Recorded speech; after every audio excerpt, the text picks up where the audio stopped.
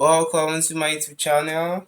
Please like and subscribe after you are done watching. So the topic we're going to be looking at in this unit is solution of quadratic equations. And so quadratic equations can be written in this form: ax squared plus bx plus c is equals to 0. This letter a, b and c, a, b and c actually could mean any number: 1, 2, 3, any number excluding 0.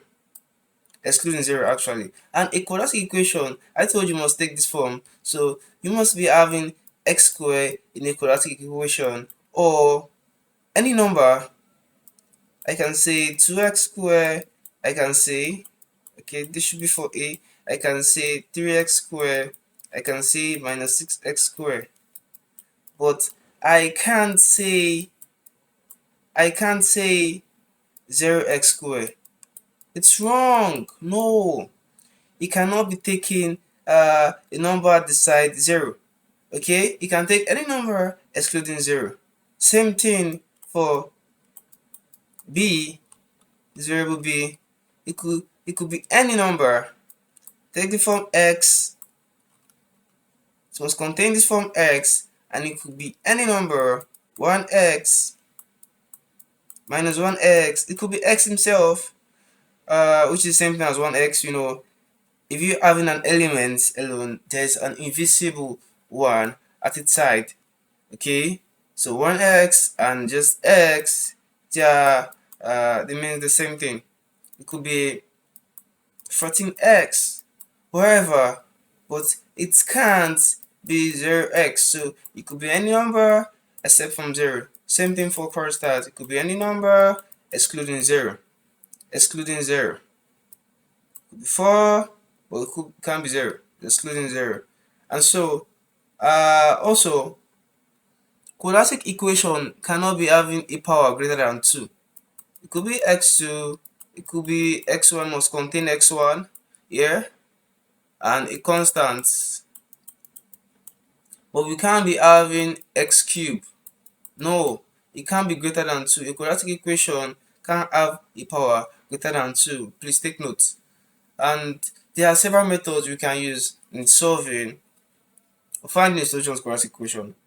It could be factorization method, it could be completing the square method, it could be solution using a formula, it could be graphical or using a graph to find the solution to the quadratic equation. So these 4 methods is what we're going to be looking at in this unit. And let's take an example. I think this should be under factorization. We're going to start with the first method, factorization. Okay, so my line is very big. So factorization method, let's say suppose we're having this equation and we are to factorize this equation. First thing I want you to do is to check for the sum and the product. Sum is just this middle number here, minus 6. The sum is just this middle number here, while your product is the coefficient of x squared. The sum is the middle number, which is the coefficient of x, minus 6 here, together with the sign. Okay, please take note of the sign. So we're going to take the product of the coefficient of x squared.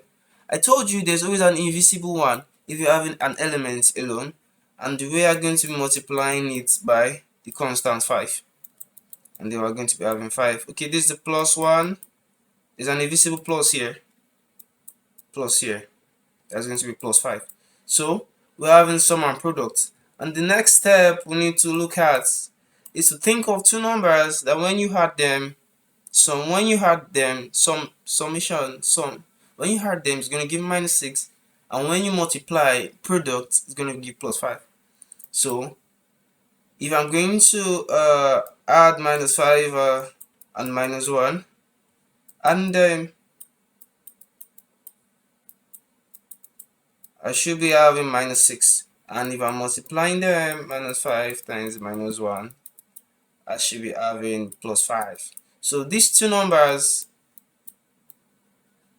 I'm going to interchange it with this middle number here.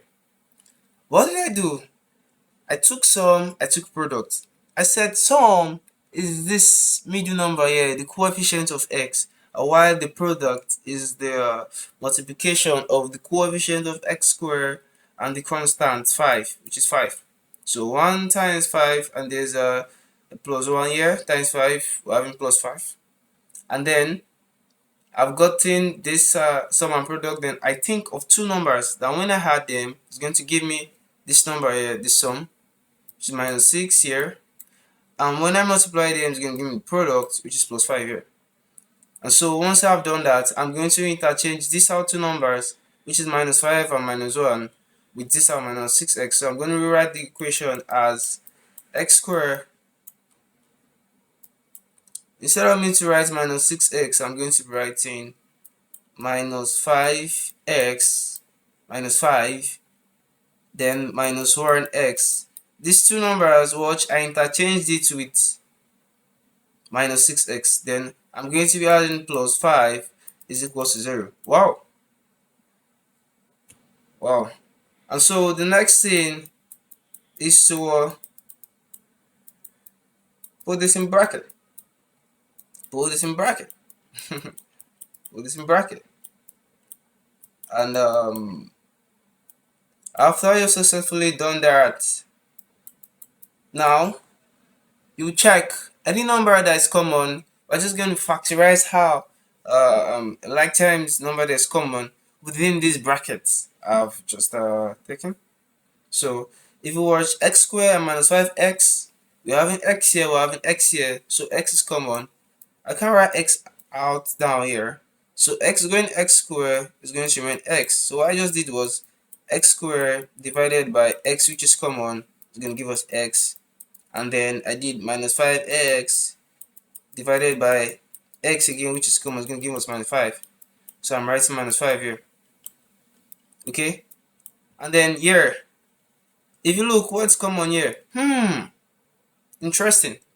So questions like this, it could be very tricky, but you should know that what? Just like 1 is at the back of any element, 1 is always common. If you're having two terms in a bracket or two or more terms in a bracket, you should know that what? 1 is always common. Actually, this should be 1x. 1 is always common. 1 is always common. This should be 1x. You know, we're having an element, 1 is at the back of it. So 1 is always common. This should be 1x or x. So you should know that 1 is always common. We're going to write 1 here. And then what's left, we're going to be writing. Oh, we can't write that because there's a negative here. So what I've just done is this. There is always a constant 1 out, and if you're having a negative at that's a first number or first element in the bracket, if you're having a negative, there should be minus. Minus 1 is going to be common. If it's just positive, it's going to be 1 alone. It's going to be 1 alone. But because it's negative, we're going to add minus here. Hope you understand what I've done. So minus 1 x divided by minus 1, it should give us 1. So I'm going to be having x alone. It should give us 1x. So did I write 1x? I just write x alone. It's the same thing. It means the same thing actually. And then